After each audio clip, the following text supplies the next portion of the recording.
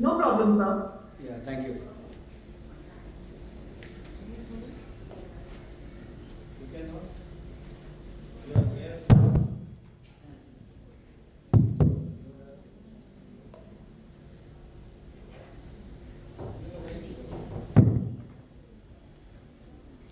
If anybody is interested, can come forward.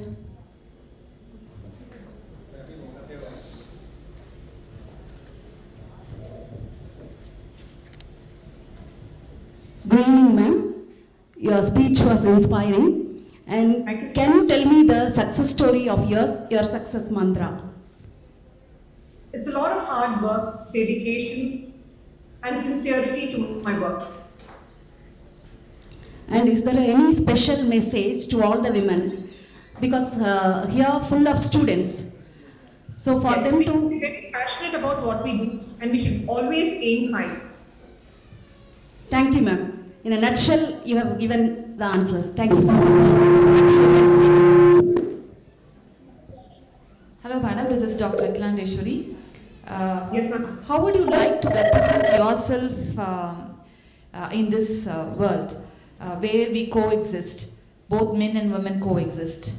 How do you represent? How do you want yourself to be represented? Men and women have to walk together. There is no I am better, you're better, nothing like that. All of us have to coexist peacefully and harmoniously and support each other in our endeavors.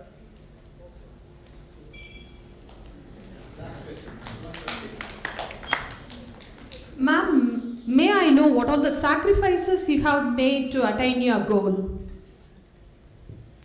Well, sacrifices is because I'm in a field of obstetrics and gynecology, we don't have any time, fixed times.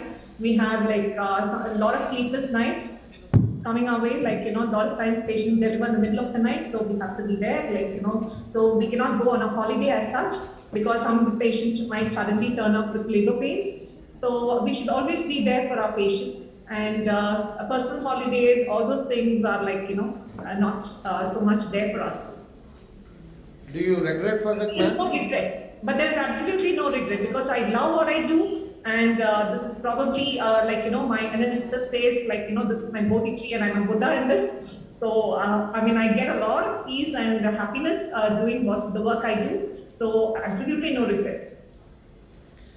Very good evening, madam. This is Karthikeyan, Tyagaraja Polytechnic.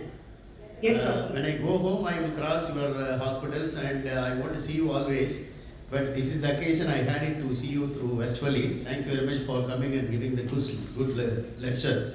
Thank you, sir. This is not my question. I borrowed the question from our respected chairman, Sri Vadiyappa. And he has given a question that whether he is available on online, I do not know. He is asking me the question in the morning, but I have given some answers based on my teaching experience.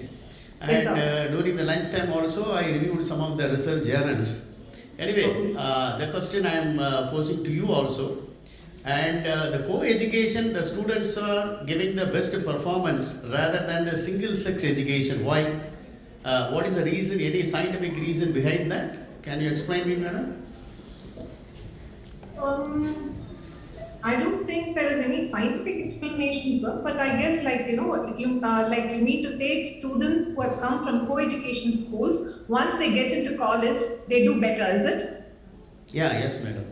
In North America, they have a norms that they only start co-education, not single gender education also. There is some, the research is going on. Last year, 2019, the India Today has did some research in Delhi and gave some findings also.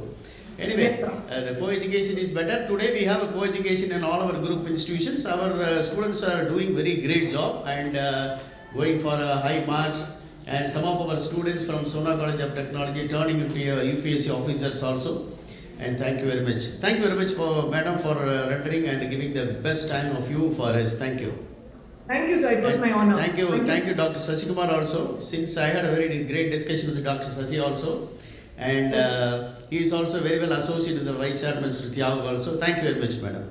Thank you. My pleasure. Yeah, so I know Dr. Sashi very well, and I thought only Dr. Sashi speaks well, but I think the family itself speaks well. So I'm sure my best wishes to you also, ma'am. Thank you. So thank you so much. Thank you for inspiring us with your words, ma'am. Thank you. We are happy to have Dr. Joanne Cook, Associate Professor, Yale School of Medicine, Department of Psychiatry. Dr. Cook has worked clinically with a range of trauma survivors, including combat veterans and former prisoners of war and survivors of 2001 World Trade Center bombing. She has served as the principal of investigator on a 7 federal grants from the National Institute of Mental Health, the Agency for Healthcare Research and Quality, and Patient-Centered Outcomes Research Institute. She was a member of the American Psychological Association Guideline Development Panel and the president of APA's Division of Trauma Psychology in 2016. She has over 100 publications in the area of traumatic stress, mental health, and implementation science. She has also published over 100 OPEDs in the places like CNN, Time Ideas, Newsweeks, and The Hill. We are much delighted and honored to have Dr. Joanne Cook to deliver the International Women's Day Address 2021. On behalf of the SONA Group of Institutions, we welcome you to address the gathering. Thank you so much. It's lovely to be here. I hope you guys had a wonderful day. I plan on having a wonderful day. It's 6:30 in the morning here. I hope my voice isn't a little too scratchy. Am I able to pull up my slides?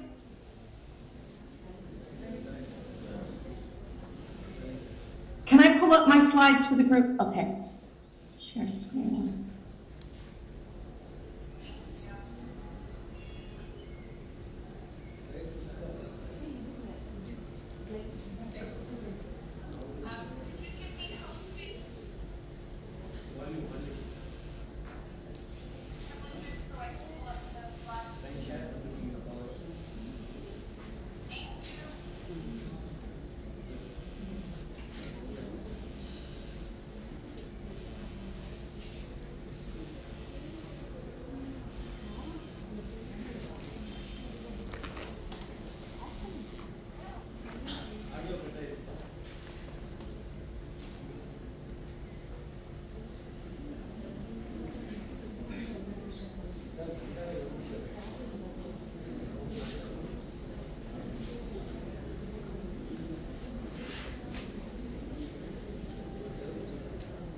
Magic here.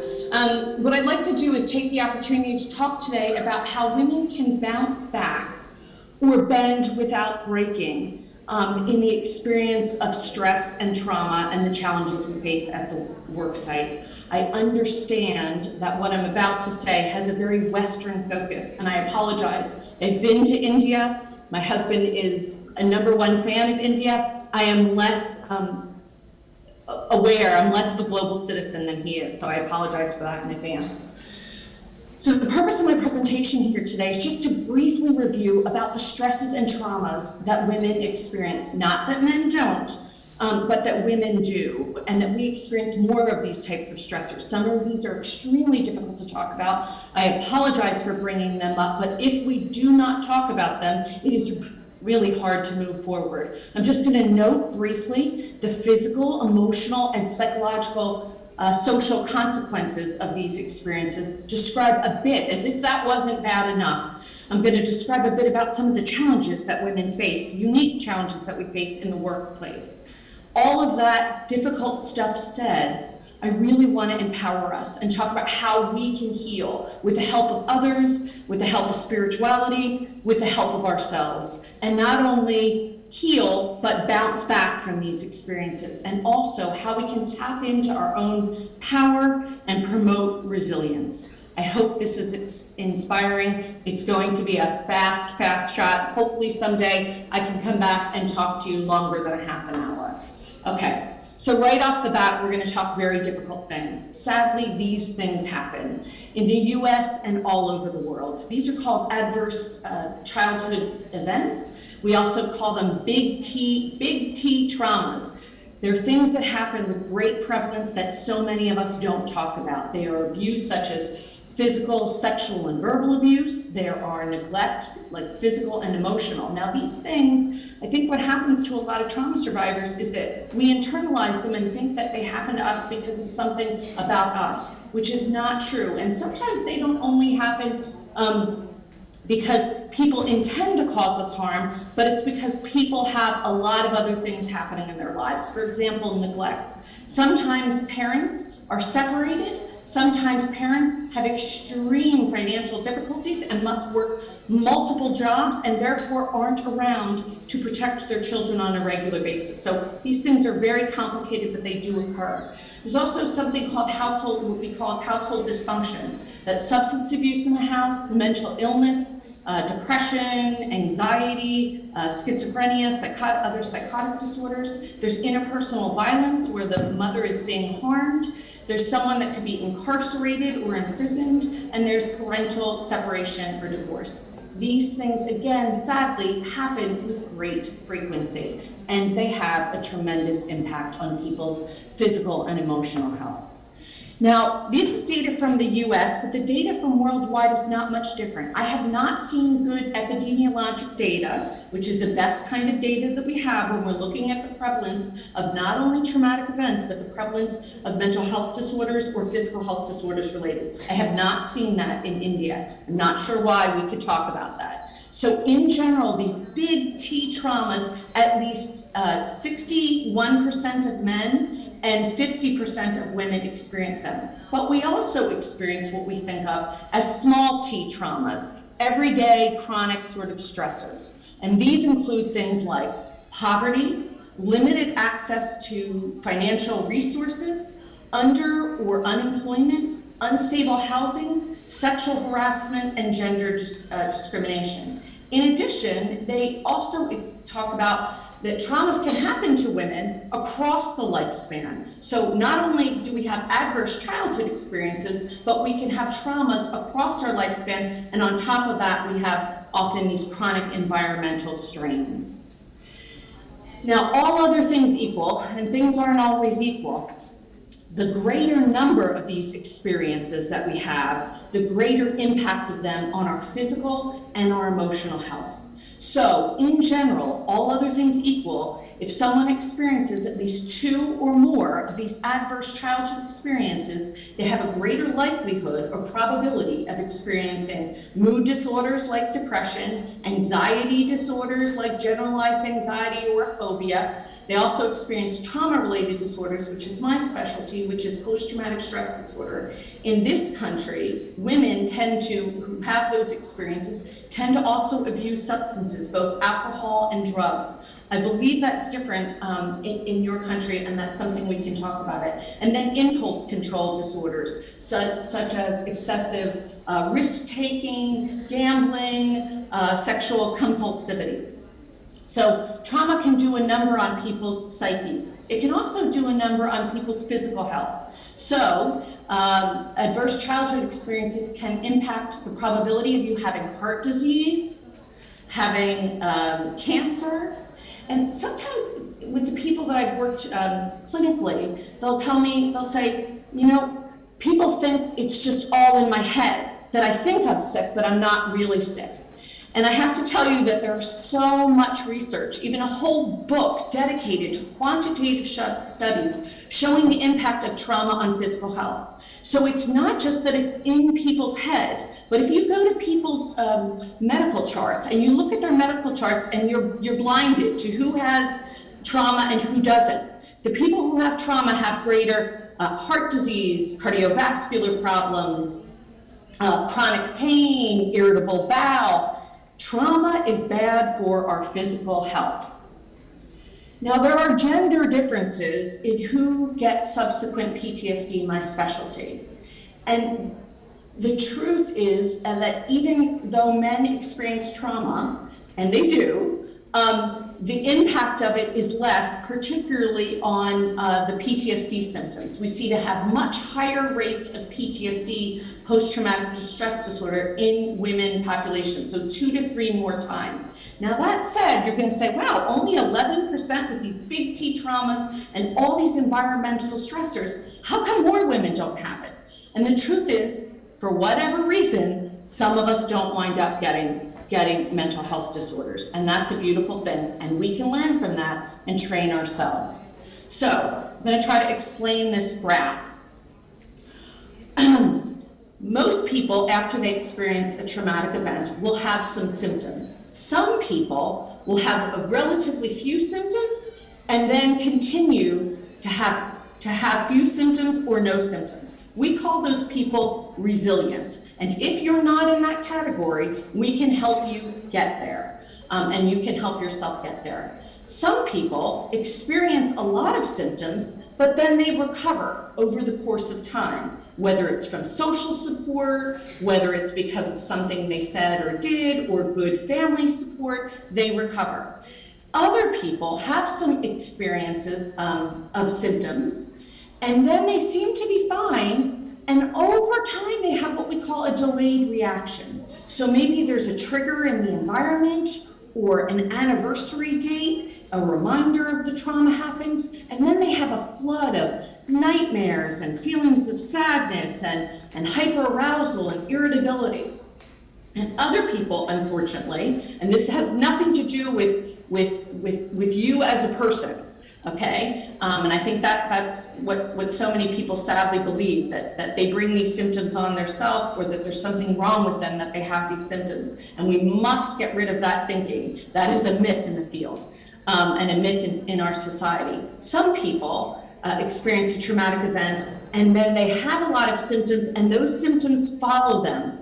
They sometimes don't even follow them for months, they follow them for years. And I've worked with people who follow them all the way into older adulthood. Now here I've explained those 4 trajectories for you, just so you have them, because hopefully I'm going to give you my slides and you're going to be able to remember those. Now, put all of that trauma and stress aside, and let's talk about challenges for women in the workplace. In general, there's a lot of challenges for women. Now, I'm not saying that there's not challenges for men. I think sometimes when women in particular talk about these issues, people think we're being anti-male. And I have to say, that couldn't be further from the truth. I'm married to a man, I gave birth to 2 sons, I am pro-men and I am pro-women. The truth is, we experience unique challenges and we need to be able to face them and address them. We typically, when we're offered a job, even when we're on the job, we don't ask for more money typically, or more space, or more goodies in the world. We typically have our goals set lower by the institution, and we tend to set lower goals for ourselves, sadly. And this is on average. So you may not fit into this category, this is on average. We tend to not self-promote. That's not how we're socialized as women, to be communal and to look out for other people. We tend to be satisfied with less, more anxious, and more cooperative. Put on top of that, that in addition, we face not only discrimination, but some harassment on the job as well. And that there's been a real movement across the US and the world about saying, it's me too, I've experienced those too, you're not alone. I think there's a number of reasons, and this might be different in India than it is in the US, because I believe that you have more female leaders than we do, but there's a pronounced lack of women leaders. And I think there's some reasons why, and there's some good data to suggest why. I think there are vestiges of prejudice against women. I think there's resistance to our leadership. I think it's an issue of leadership style that happens, a dynamic of attribution. I'm going to explain all of these things. There's demands of our social life and our family life, and there tends to be an underinvestment in social capital. I'll tell you something funny about some advice that a senior woman gave me a number of years ago. So I think the vestiges of prejudice are men as a group make more than women. In the US in 2020, women who were employed full-time made 81 cents for every dollar that a man made, okay? So we could be equivalently ready for the job, and we make less. It's just a fact. And men tend to ascend to supervisory or administrative positions quicker than we do. In general, male leaders receive more favorable evaluations for the equivalent females. I have to tell you, ladies, that teaching at a place like Yale, which is a wonderful institution, but has its own levels of these things happening, I will tend to get students who don't talk about my style as much, but who talk about what I'm wearing. I kid you not. I think there's also a resistance to our leadership. You know, when you think about, when people talk about leaders, they talk about men as leaders, but they talk about us as female leaders. They don't often just say, oh, that's a leader. They say, that's a female leader. I think people tend to associate men and women with different traits, and they link men with more traits that connote leadership. I think they also tend to, we have a smaller window of acceptable behavior, or a smaller band of acceptable behavior, and we tend to be viewed more harshly. And actually, it's not just the men who are viewing us harshly, it's the women as well. Women are hard on other women, and that in my opinion, really needs to stop. So I think it's very hard for us to develop a style that works. In this country, in my country, when we engage in what we think of as agency and things that are sort of assertive, and when we're self-reliant and ambitious, when we look too strong in this country, forgive me, we're labeled a bitch. And so then people don't like us when we tap into our power. And many women are socialized to be mainly communal, where we care for other people. And I think we have to find the right way to sort of balance both of those things to be most effective. In addition, over time, we all need to work to change the culture so that it is more accepting when we tap into that power and that self-reliance and the ambition.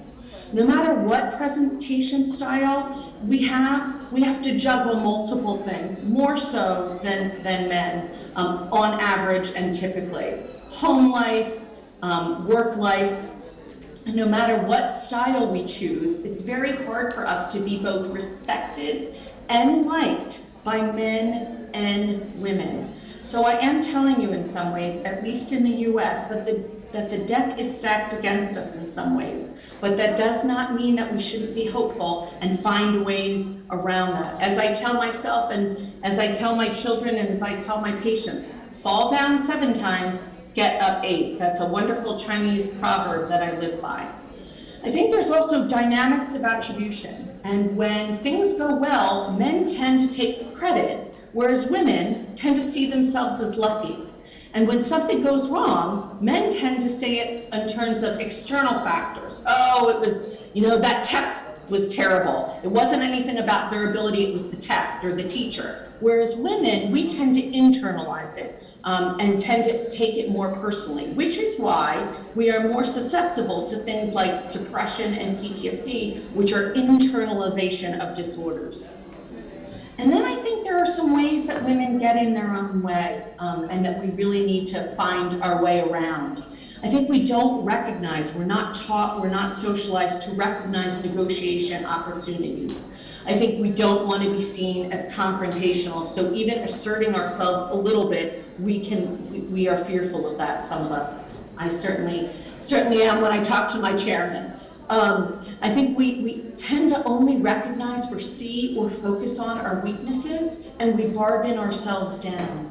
And I think we also, and not saying that these are all bad things, they're things for us to be aware of, we tend to take responsibility for ensuring everybody's satisfaction, not only our own.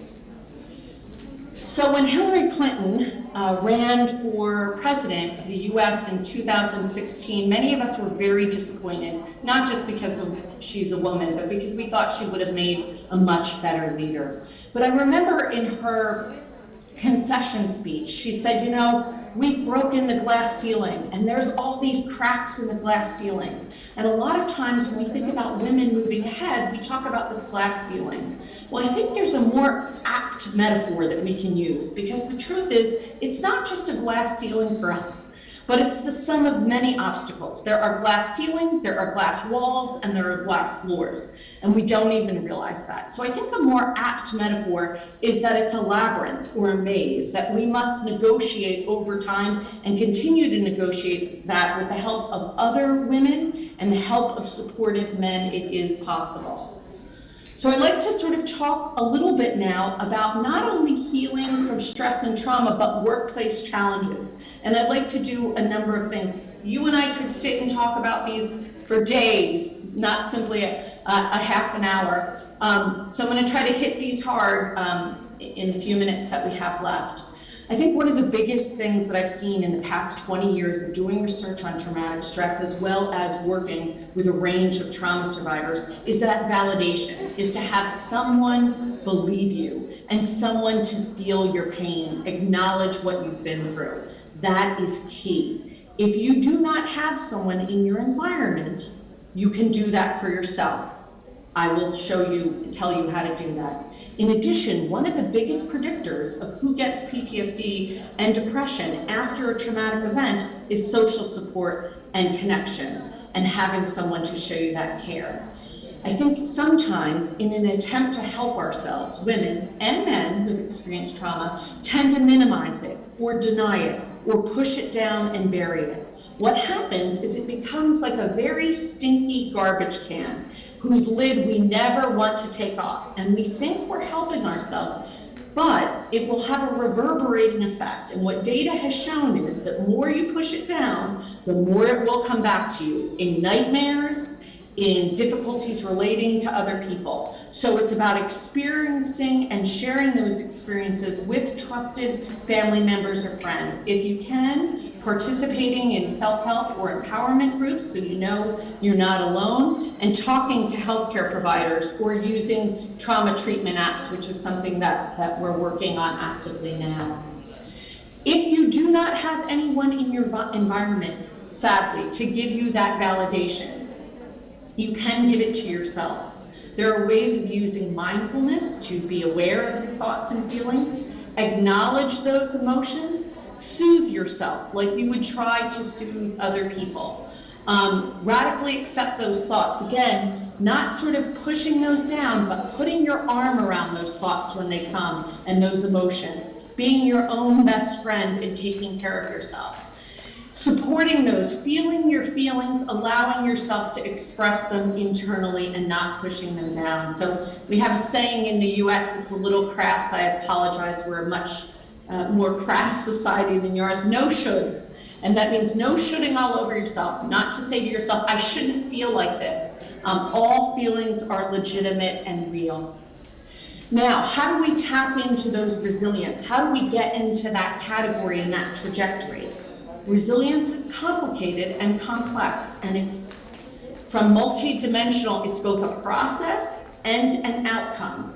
It is difficult to do, but we can all do it. How do we adapt well? How do we bounce back? For many of us, it's a choice, but it's a choice that is harder, and that path is steeper. So if you have a greater number of adverse childhood events, and you have a greater number of chronic environmental strains, and you have a greater number of challenges on the workforce, this is going to be harder for you, but not impossible. Take that word impossible out of your mind. The good news is we can enhance our own resiliency through learning and training. A very dear psychiatrist friend of mine at Yale, who's now retired and he's professor emeritus, named Stephen Southwick, and his dear friend from New York City, Dennis Charney, published a book. Both of them spent their lives doing quantitative research on trauma and resilience. And this book, while not a bestseller on our New York Times bestseller list, is very helpful and is really written for the lay population, for everybody.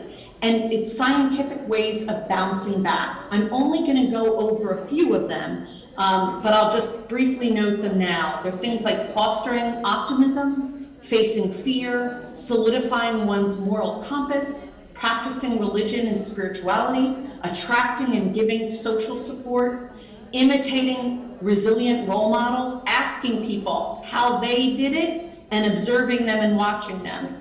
Physical training, being in good physical shape, mental and emotional training, enhancing one's flexibility. That means no matter what life throws at you, being both cognitively and emotionally flexible, and finding meaning and purpose. I'm only going to talk about two of these today and note them, and they're the first two. So what is optimism and how can we foster that? Optimism is a future-oriented attitude which involves hope and confidence that things will turn out well, even in our darkest days, we need to be buying into some of that. That our future, maybe not entirely bright, has some bright spots, and that good things will happen with hard work. This is not just Pollyanna, rose-colored glasses. In fact, some of the patients that I work with, they say, oh, you're just trying to tell me to look at the world through a pink lens. And I say, no.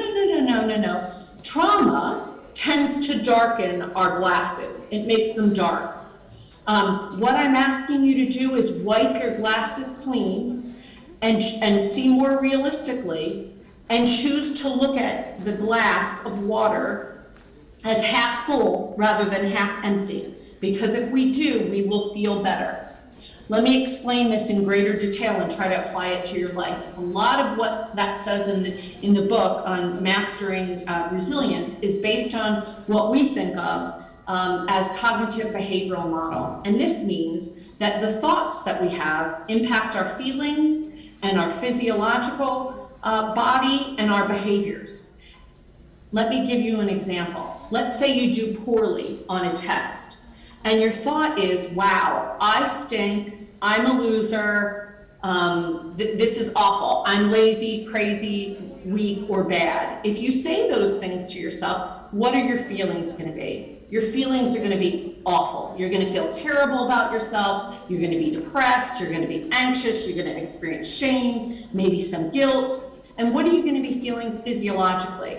Well, you're probably going to have butterflies in your stomach. You might feel like you're going to, throw up. You might feel a tension in your jaw or clenched fist. You're going to feel awful. And your behavior? Well, maybe the next time you'll decide, why bother to even study? And you might not even study for the test, right? Okay, let's say if the thought is something different. It's a little more optimistic. Let's say you said, that was a hard test. I can study better next time. I'll do better next time. The feeling? Well, you might not be feeling great. You might not be wanting to go to a party, but you're not feeling as awful. And your body is not feeling as awful. And the chances are, if you give yourself those messages, the behaviors are, you're going to study harder the next time.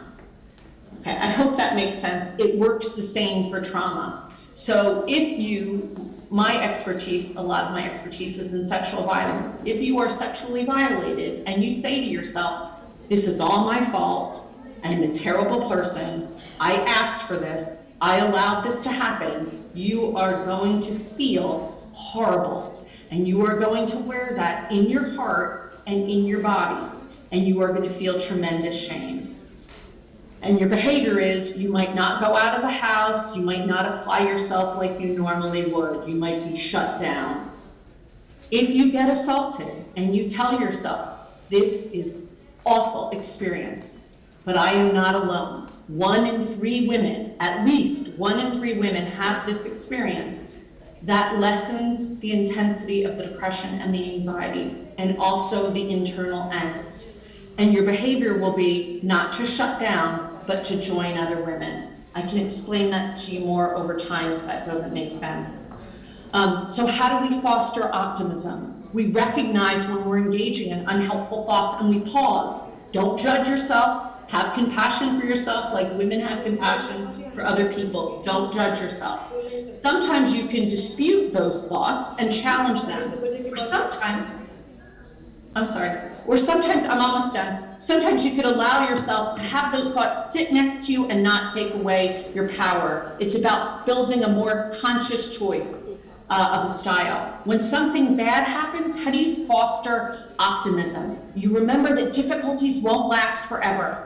That where there is pain, good things will happen again. You try to identify your strengths and your resources and notice what is good, the acts of kindness of other men and supportive women who recognize your struggle. How do you foster optimism when something good happens?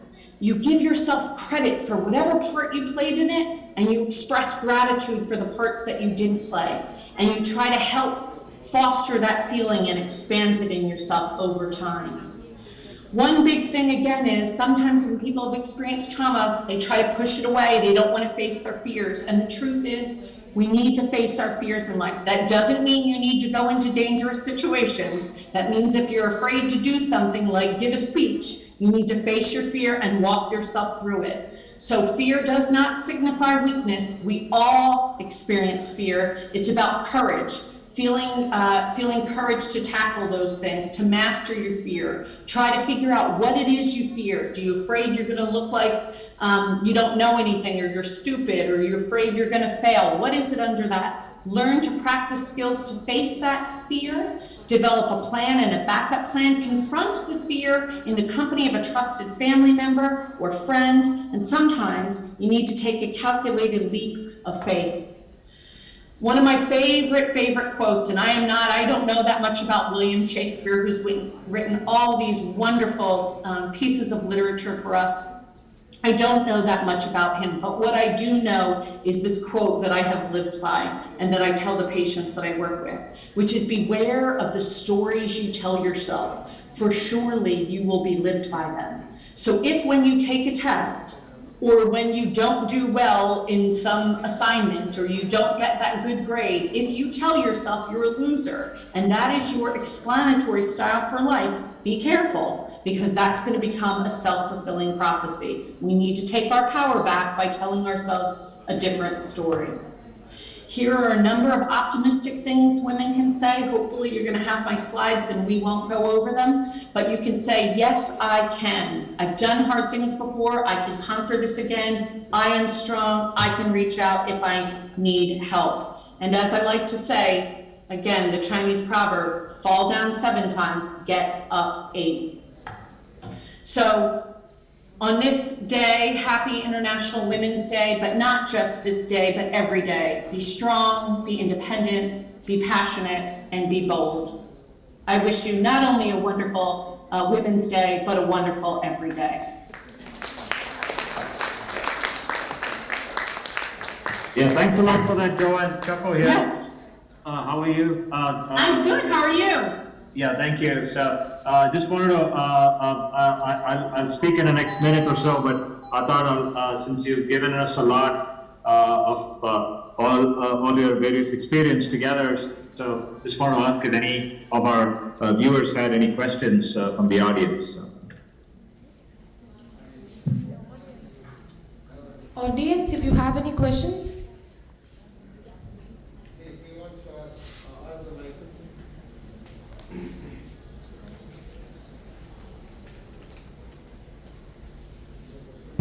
I hope it wasn't too controversial. I apologize. Namaste. Thank you, ma'am. I think you have touched almost all aspects of psychological disorder, and I just wanted to know whether you have treated any patient of mental depression by using hypnotism. You take the patient back to the previous life and treat them. Will you kindly tell just 2-3 things about it? Yes, so that I actually do not do. I've done some hypnotic inductions, but not taking them back to past lives. That would not be my experience in treating depression. What we usually use a lot here are a lot of cognitive behavioral techniques, behavioral activation, problem solving, challenging your thinking, getting people more engaged in social support. For trauma-related issues, we tend to do more, which is exactly what our patients, which our people don't want to do, which is trauma processing, which is prolonged exposure, narrative exposure therapy. There is a technique that is shown to be efficacious both in the US and outside called EMDR, which is eye movement desensitization and reprocessing, which you might think of in some ways as hypnotic because it involves some bilateral stimulation and watching fingers, but I have not actually done that. That would be something I would need to learn. But it is but I'm there. interested in. Yeah, it is there that patients of psychological disorder can be completely cured by taking them to their previous births, previous lives. And Very then, interesting. yeah, and then during, in between two births, when the patient is hypnotized, she or he speaks, right? And then the patient describes the life between two births, and that is wonderful. And then, and those experiences have also been, tested real life. So I think it's one of the techniques to treat patients of depression and other psychological disorders. Yes. Thank you for your Yes. talk. Yes, I'll have to learn more about that. It is not common in the US. Is it? But I came to know that in the US it is much in vogue. I have read some of the doctors' experiences, and so they got cured. Thank you. Actually, Dr. Joanne, there's one practitioner who is doing it very well. What I think Professor Sen is talking about, his name is Dr. Brian Wise. Yes, Many Lives, Many Masters. Many Lives, Many Masters. He has written a book also. Anyway, that's okay. And then Only Love Is Real, there's another book that he's written. So, yeah. Anyway, so, yeah, Professor. So, thanks a lot, Professor. So, I think you've been a great replacement for our finance minister. Our finance minister is supposedly one of the most powerful women in India. So she's almost just underneath the prime minister.